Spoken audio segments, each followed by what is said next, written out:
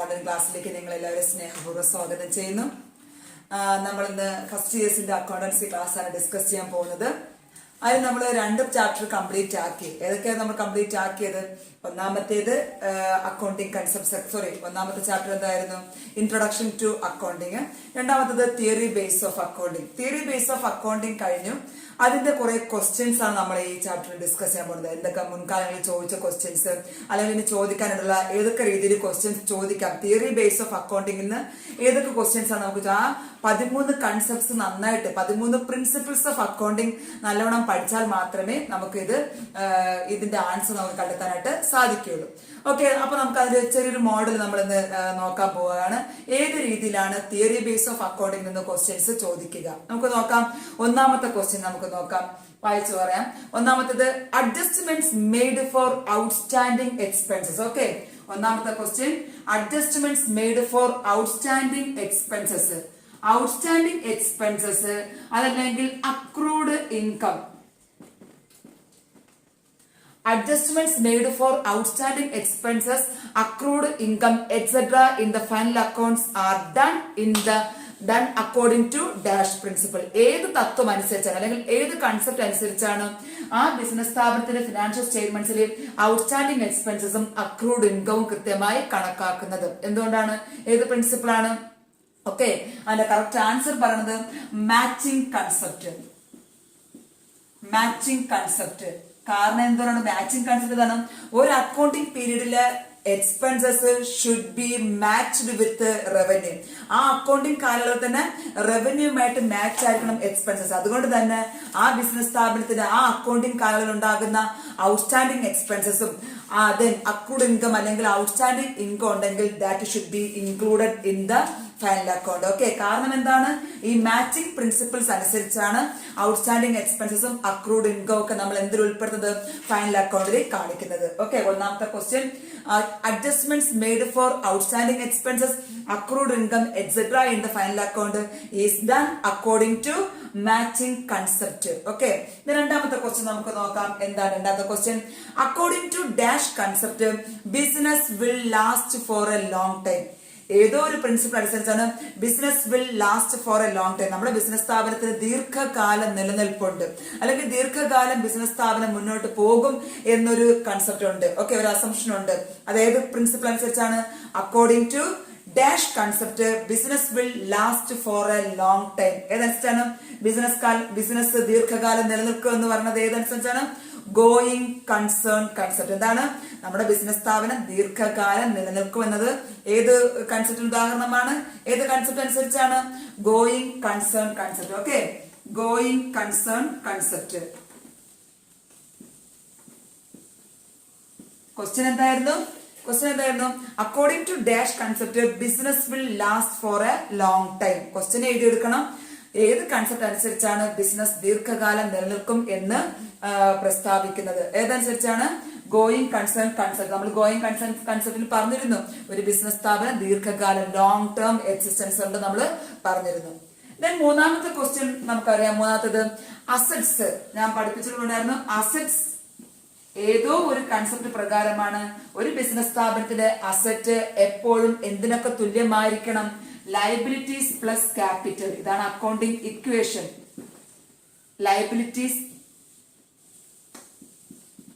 Liabilities plus capital. എന്താണ്? ഒരു business സ്ഥാപനത്തിന്റെ assets always equal to liabilities plus capital. ആ സ്ഥാപനത്തിന്റെ ലയബിലിറ്റിയും ക്യാപിറ്റലും ഒരുമിച്ച് കൂട്ടുമ്പോൾ എത്ര ഉള്ളത്? ആ തുക ഏതിന് തുല്യമായിരിക്കണം? ആ സ്ഥാപനത്തിന്റെ അസറ്റ്സിന് തുല്യമായിരിക്കണം. Okay, assets is equal to liabilities plus capital is developed with the help of dash concept. ഈ അക്കൗണ്ടിംഗ് ഇക്വേഷൻ ഡെവലപ്പ് ചെയ്തിരിക്കുന്നത് ഏത് കൺസെപ്റ്റ് പ്രകാരം എന്നാണ്? ഏതാണ്? ബിസിനസ് എന്റിറ്റി കൺസെപ്റ്റ് ആണോ? മാച്ചിങ് പ്രിൻസിപ്പിൾ ആണോ? ഗോയിങ് കൺസേൺ കൺസെപ്റ്റ് ആണോ? ഡ്യുവൽ ആസ്പെക്ട് കൺസെപ്റ്റ് ആണോ? അപ്പൊ നമുക്ക് 4 ചോയ്സ് ഉണ്ട്. Business entity concept, matching principle, going concern concept, dual aspect. ഏതാണ് കറക്റ്റ് ആൻസർ?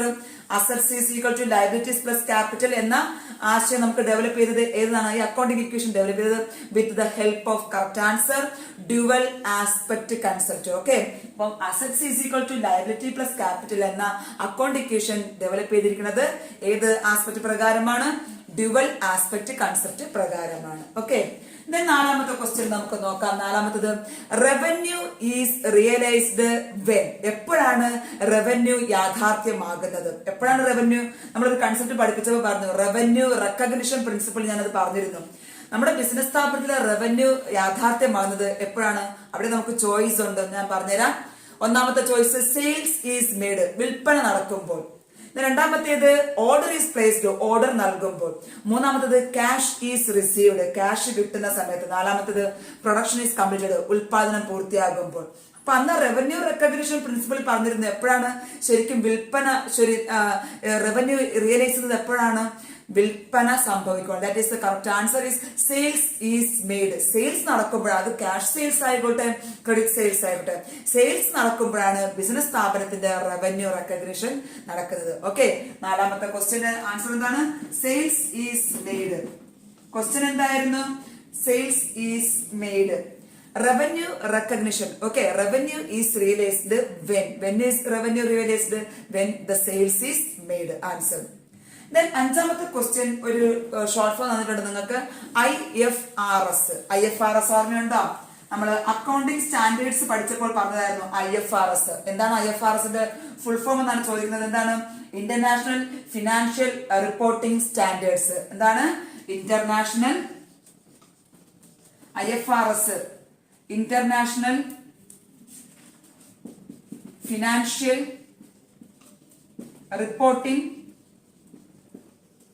സ്റ്റാൻഡേർഡ്സ്. ഓക്കെ, ഇതാണ് IFRSന്റെ. നമ്മളവിടെ ASB ചോദിക്കാം. എന്താണ് ASBയുടെ ഫുൾ ഫോം?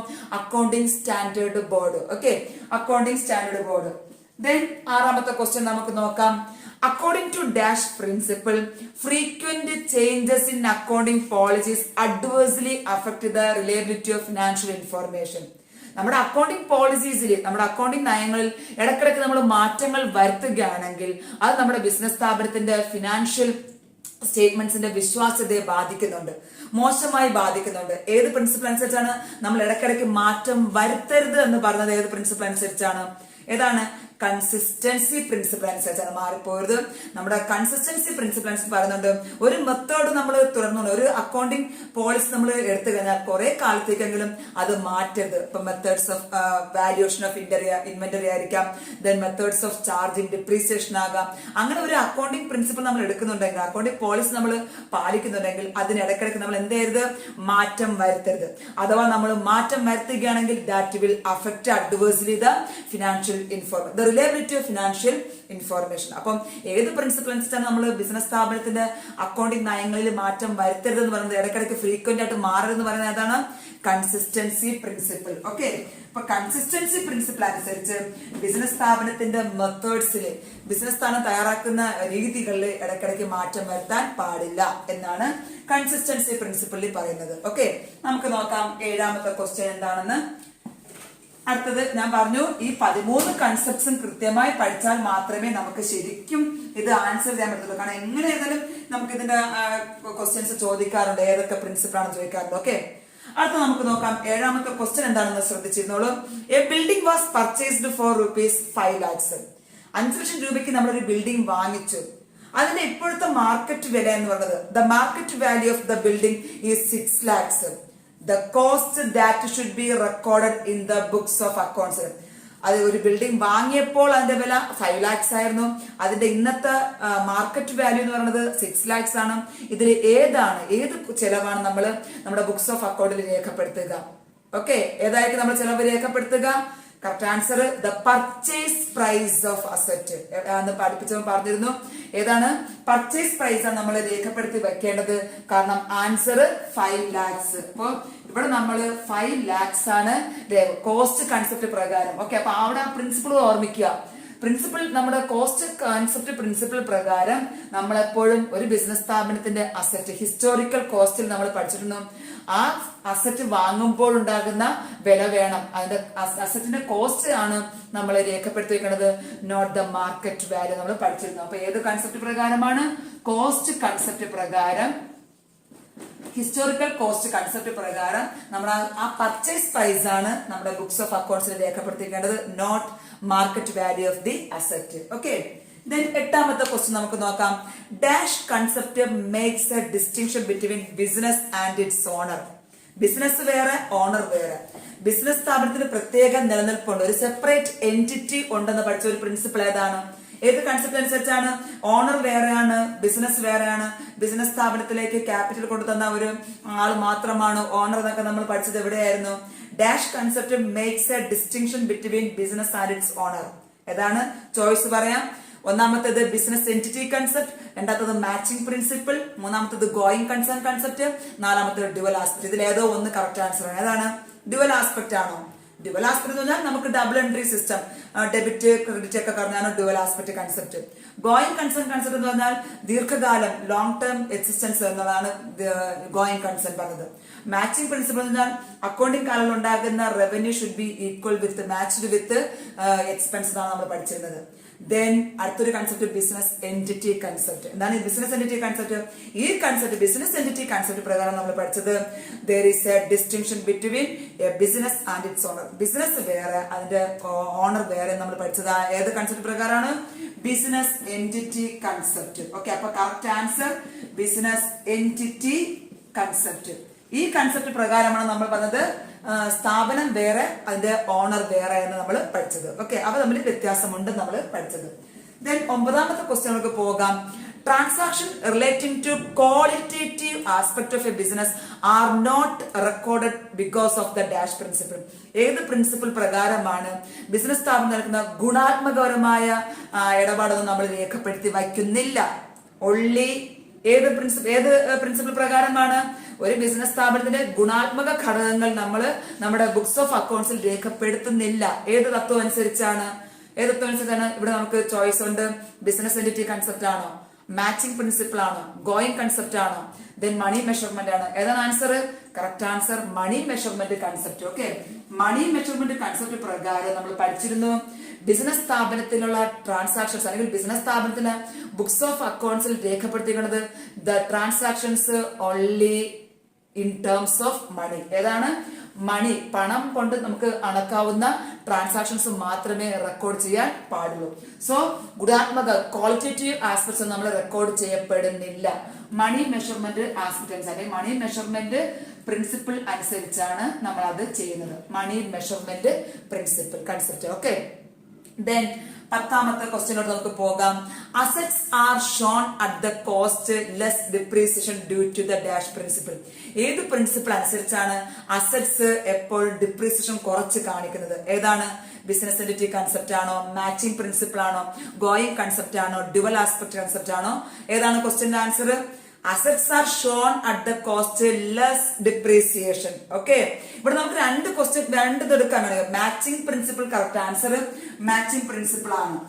അതല്ല, നമുക്കിവിടെ വേറൊരു കൺഫ്യൂഷൻ ഉണ്ടാകുന്നുണ്ട്. ഗോയിങ് കൺസേൺ കൺസെപ്റ്റ് നമ്മൾ പറയുന്നുണ്ട്. ഡിപ്രീസിയേഷൻ എല്ലാ ഫിക്സഡ് അസറ്റും നമ്മൾ ഡിപ്രീസിയേഷൻ ഡിഡക്ട് ചെയ്ത് കാണിക്കുന്നുണ്ട്, കാരണം ബിസിനസ് സ്ഥാപനം ദീർഘകാലം നിലനിൽക്കുന്നു എന്ന രീതിയിൽ. പക്ഷെ ഇവിടെ നമ്മൾ വേറെ ഡിപ്രീസിയേഷൻ അസറ്റിൽ നിന്ന് ഡിപ്രീസിയേഷൻ നമ്മൾ കുറച്ച് കാണിക്കുന്നത് എന്തുകൊണ്ടാണ്? മാച്ച് ആയിരിക്കണം. Revenue should be matched with expenses എന്ന് കാണിക്കുന്നതിന് വേണ്ടിയിട്ടാണ് നമ്മൾ എല്ലാ അസറ്റിൽ നിന്ന് നമ്മൾ ഡിപ്രീസിയേഷൻ കുറച്ച് കാണിക്കുന്നത്. മാച്ചിങ് പ്രിൻസിപ്പിൾ അനുസരിച്ചാണ്. ഓക്കെ, ഇപ്പൊ 10 ക്വസ്റ്റ്യൻ നമ്മളിപ്പോ പറഞ്ഞു. അടുത്ത നമുക്ക് നോക്കാം എന്താണ് അടുത്ത 2 മാർക്കിനൊക്കെ ചോദിക്കാവുന്ന ക്വസ്റ്റ്യൻസോടൊക്കെ പോകാം. എന്താണ്? ഒരു ക്വസ്റ്റ്യൻ ശ്രദ്ധിച്ചിരുന്നോളൂ. For every debit there is an equal credit. ഒരു ഡെബിറ്റ് ഉണ്ടെങ്കിൽ അവിടെ ഒരു ക്രെഡിറ്റ് ഉണ്ടാകും. ഓക്കെ, കറസ്പോണ്ടിങ് ക്രെഡിറ്റ് ഉണ്ടാകും നമ്മൾ പഠിച്ചിരുന്നു. ഈ സ്റ്റേറ്റ്മെന്റ് ഏതിനെ അടിസ്ഥാനപ്പെടുത്തിക്കൊണ്ടാണ്? ഏതാണ് നമ്മൾ പഠിച്ചിരുന്നു? ഡബിൾ എൻട്രി സിസ്റ്റം അനുസരിച്ചുകൊണ്ട് അല്ലെങ്കിൽ ഡുവൽ ആസ്പെക്ട് അനുസരിച്ചുകൊണ്ട്. ഓക്കെ, ഡുവൽ ആസ്പെക്ട് അനുസരിച്ചുകൊണ്ട് നമ്മൾ പറഞ്ഞിരുന്നു ഒരു ട്രാൻസാക്ഷനിൽ മിനിമം 2 അക്കൗണ്ട് ഉണ്ടായിരിക്കും.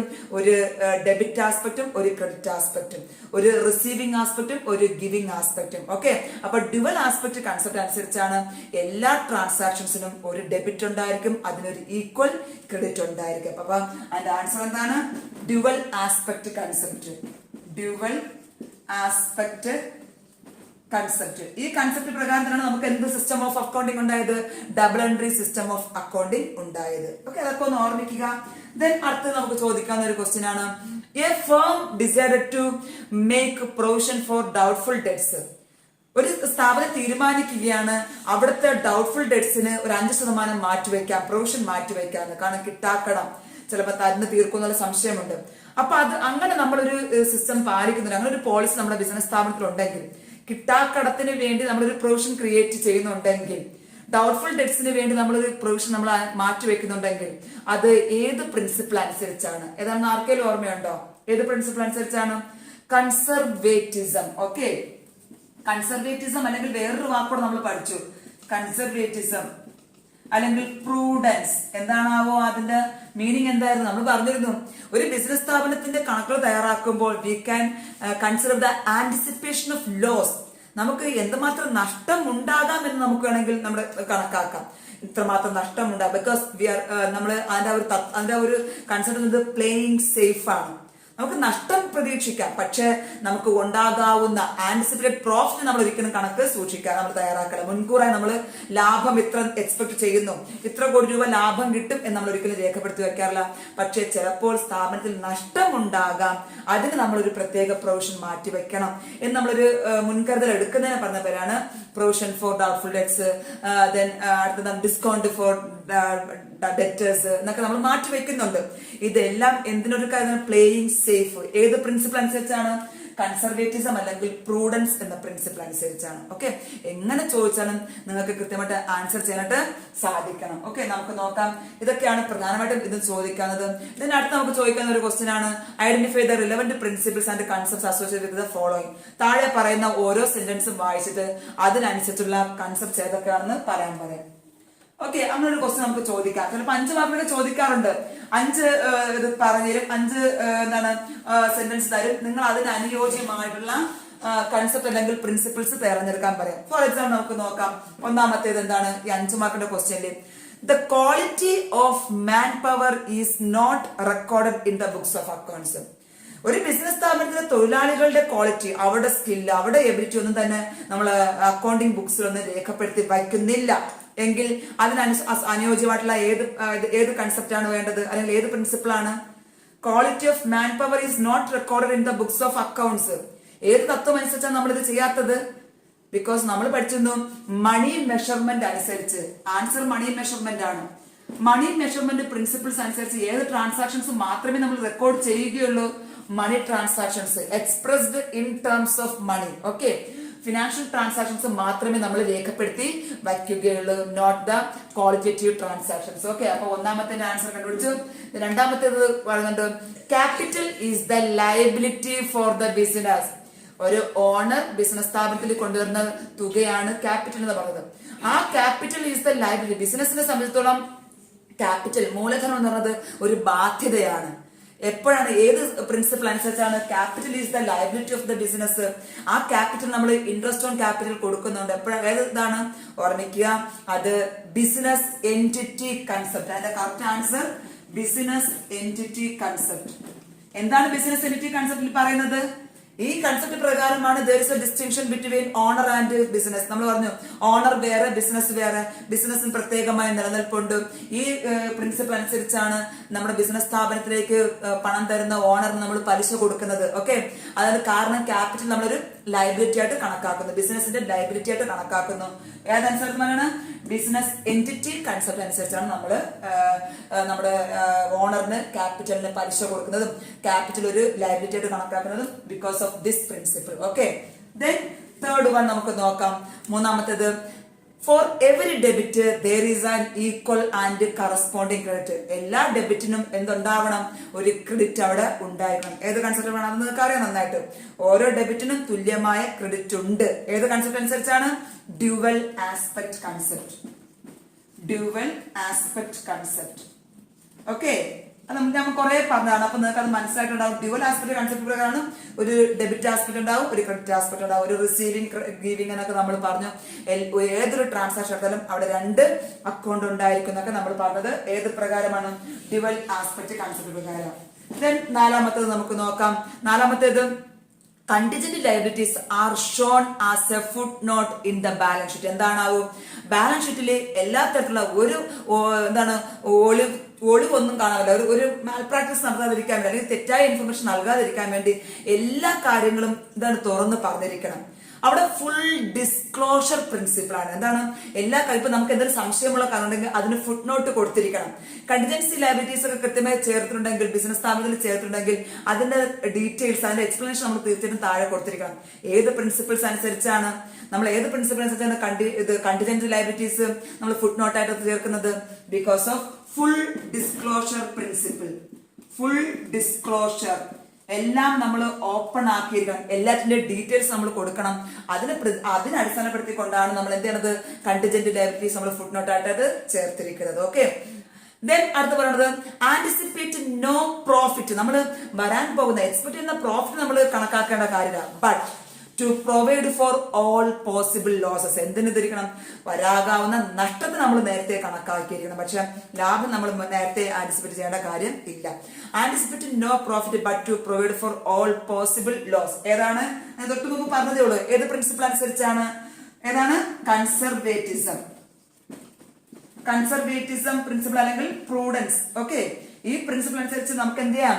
നമ്മുടെ ബിസിനസ് സ്ഥാപനത്തിൽ വരാവുന്ന നഷ്ടങ്ങൾ നമുക്ക് മുൻകൂറായി കണക്കാക്കാം. പക്ഷെ ലാഭം നമ്മൾ നേരത്തെ ആന്റിസിപ്പേറ്റ് ചെയ്യുന്നില്ല. ഓക്കെ മക്കളെ, ഇതാണ് പ്രധാനമായിട്ടും നമുക്ക് 5 മാർക്കിന് ഇങ്ങനെ ചോദിക്കാം. ഓരോ സ്റ്റേറ്റ്മെന്റ്സ് തരും. അതിനോട് അനുയോജ്യമായിട്ടുള്ള കൺസെപ്റ്റ് അല്ലെങ്കിൽ പ്രിൻസിപ്പിൾസ് ഏതാണെന്ന് നമുക്ക് ചോദിക്കാം.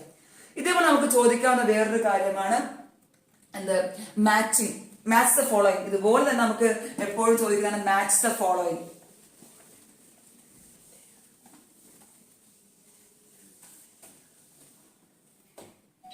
മാച്ച് ദ ഫോളോയിങ് നമുക്ക് നോക്കാം.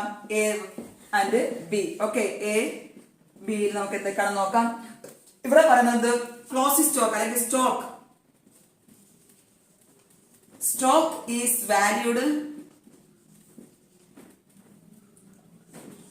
valued at a cost price or market price whichever is less. Okay, closing stock is valued at a cost price or market price whichever is less. ഏതാണോ ചെറുത്, market വിലയാണോ ചെറുത്, അതല്ലെങ്കിൽ അതിന്റെ ഒറിജിനൽ കോസ്റ്റ് പ്രൈസ് ആണോ ചെറുത്, അതിന് ഏറ്റവും ചെറുത് ഏതാണോ അതിനെ നമ്മൾ റെക്കോർഡ് ചെയ്യാവും സ്റ്റോക്കിന്റെ വാല്യൂഷൻ നടത്തുമ്പോഴേക്കും. അപ്പൊ അതിന്റെ പ്രിൻസിപ്പിൾ ആണ് നമുക്ക് കണ്ടുപിടിക്കണം. ദെൻ രണ്ടാമത്തേത് പറയുന്നത് effect of an events to be recognised in the same accounting period. Okay. Effects of an event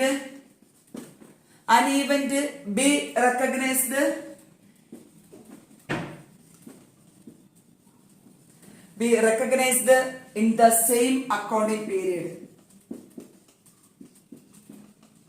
Same accounting period. Okay. നമ്മുടെ ബിസിനസ് സ്ഥാപനത്തിലെ അക്കൗണ്ടിംഗ് പീരീഡ് തന്നെ ആയിരിക്കണം. അതിന്റെ ഈവൻസിന്റെ സെയിം ആയിരിക്കണം. അത് മീൻസ് ഏതാണ്? നമ്മുടെ revenue should be matched with expenses. Okay, അത് ഓർമ്മിച്ചിരിക്കുക. ദെൻ മൂന്നാമത്തത് നമുക്ക് നോക്കാം. ഏത് പ്രിൻസിപ്പിൾ ആയിരിക്കും? The transactions are recorded at their original cost. Transactions എല്ലാം റെക്കോർഡ് ചെയ്യപ്പെടേണ്ടത് അതിന്റെ ഒറിജിനൽ കോസ്റ്റിലാണ് റെക്കോർഡ് ചെയ്യേണ്ടത്. Transactions are recorded at their original cost. ഇത് ഏത് പ്രിൻസിപ്പിൾ ആണ് നമുക്ക് നോക്കാം. at their original cost. Then നാലാമത്തെ പറയുന്നത് the business will run for an indefinite period. The business ദീർഘകാലം നിലനിൽക്കും.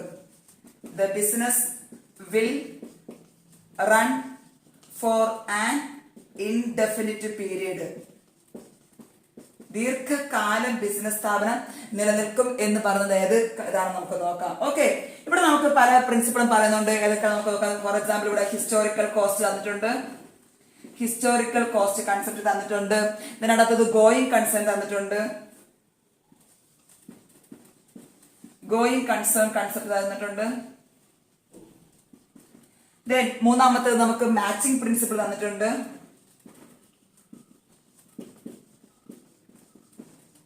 മാച്ചിങ് പ്രിൻസിപ്പിൾ തന്നിട്ടുണ്ട്. ലാസ്റ്റ് നമുക്ക് കൺസർവേറ്റിസം തന്നിട്ടുണ്ട്.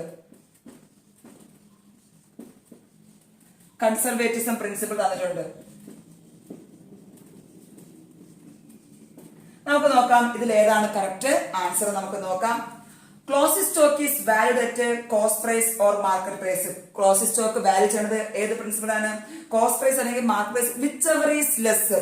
അതിൽ ഏതാണോ ചെറുത് അതേ രേഖപ്പെടുത്തി വയ്ക്കാവൂ. അത് എപ്പോഴും ജോയിൻ ചെയ്യിപ്പിക്കേണ്ടത് ഏതാണ്? കൺസർവേറ്റിസം. നമ്മൾ എപ്പോഴും പ്ലേയിങ് സേഫ്. ഓക്കെ, എപ്പോഴും വില കൂട്ടിയിടേണ്ട കാര്യമില്ല, മാക്സിമം വില കുറച്ച് നമുക്ക് കണക്കിൽ കാണിക്കുക. ദാറ്റ് ഈസ് കൺസർവേറ്റിസം പ്രിൻസിപ്പിൾ ആണ്. Closing stock is valued at cost price or market price whichever is less. Then effects of an event to be recognized in the same accounting period. അത് revenue ആകാം, expense should be matching. അത് നമുക്ക് പോകുന്നത് matching principle ആണ്. Correct ആയിട്ടുള്ള match നമ്മുടെ correct answer വരുന്നത്. Then transactions are recorded at their cost. എല്ലാ ട്രാൻസാക്ഷൻസും റെക്കോർഡ് ചെയ്യുന്നത് അതിന്റെ ശരിയായിട്ടുള്ള വിലയായിരിക്കണം. പർച്ചേസ് പ്രൈസ് അല്ലെങ്കിൽ ഹിസ്റ്റോറിക്കൽ കോസ്റ്റ് ആയിരിക്കണം. Then last one, the business will run for an indefinite period. ദീർഘകാലം നിലനിൽക്കുന്നുണ്ട് ബിസിനസ് സ്ഥാപനം. ഏതാണത്? Going concern concept. ഓക്കെ, ഒരു പ്രാവശ്യം പറയാം. Stock is valued at cost price or market price whichever is less, conservatism അല്ലെങ്കിൽ prudence principle. Then effects of an event to be recognized in the same accounting period. That is a matching principle.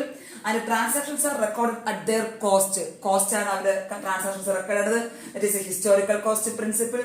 Last, the business will run for a long period. എന്താണ്? കൂടുതൽ കാലം നിലനിൽക്കും. That is going concern concept. അപ്പൊ ഇതേപോലെ ആ 13 concept അല്ലെങ്കിൽ 13 principle അനുസരിച്ചുകൊണ്ടാണ് നമ്മുടെ business ഈ ചാപ്റ്ററിന് പല രീതിയിലുള്ള ക്വസ്റ്റ്യൻസ് ചോദിക്കുന്നത്. പിന്നെ നമുക്ക് ഇടയ്ക്ക് ചോദിക്കാറുണ്ട് IFRS 7 എന്ന് പറഞ്ഞാൽ എന്താണ്, അതല്ലെങ്കിൽ AS3 എന്ന് പറഞ്ഞാൽ എന്താണ് ക്യാഷ് ഫ്ലോ സ്റ്റേറ്റ്മെന്റ്. അപ്പൊ അങ്ങനെയൊക്കെ ചോദിക്കും. അത് നമ്മൾ ഓരോന്നും പഠിച്ചു വെച്ചേക്കുക. എന്താണ് ഫിക്സഡ് അസറ്റ്സുമായി ബന്ധപ്പെട്ടുള്ള AS അല്ലെങ്കിൽ അക്കൗണ്ടിംഗ് സ്റ്റാൻഡേർഡ് ഏതാണ്, അല്ലെങ്കിൽ ഫിക്സഡ് അസറ്റ്സുമായി ബന്ധപ്പെട്ടുള്ള IFRS ഏതാണ്. അപ്പൊ അങ്ങനത്തെ കുറെ ക്വസ്റ്റ്യൻസ് ചോദിക്കാം. ദെൻ GST നമുക്ക് ചോദിക്കാതാണ്. GSTയുടെ ക്വസ്റ്റ്യൻസ് എന്തൊക്കെയാണ്? നമുക്ക് 3 തരം GST നമ്മൾ പഠിച്ചിരുന്നു. IGST, SGST, CGST. Okay, central ഗവൺമെന്റിന്റെ CGST, ദെൻ സ്റ്റേറ്റ് ഗവൺമെന്റിന്റെ വരുമാന മാർഗമായ SGST, then integrated goods and service tax. നമ്മൾ അത് പഠിച്ചിരുന്നു. അടുത്ത് നമ്മൾ പറഞ്ഞിരുന്നത് എന്താണ്? ഇത്രയും ക്വസ്റ്റ്യൻ ആൻസേഴ്സ് ഒക്കെ നിങ്ങൾ നന്നായിട്ട് നോക്കുക, മനസ്സിലാക്കി എടുക്കുക, മാക്സിമം എഴുതിയെടുക്കുക. ഈ ക്വസ്റ്റ്യൻസ് ഒക്കെ പറയുമ്പോൾ തന്നെ സ്പീഡിലായിരിക്കാം, പക്ഷെ നിങ്ങൾക്ക് സ്ലോ പതുക്കെ നോക്കി നിങ്ങൾക്ക് എഴുതിയെടുക്കാവുന്നതാണ്. നമുക്ക് വീണ്ടും കാണാം. അടുത്തത് നമുക്ക് പുതിയ നമ്മുടെ കണക്കിലോട്ടൊക്കെ നമ്മൾ പോവുകയാണ്.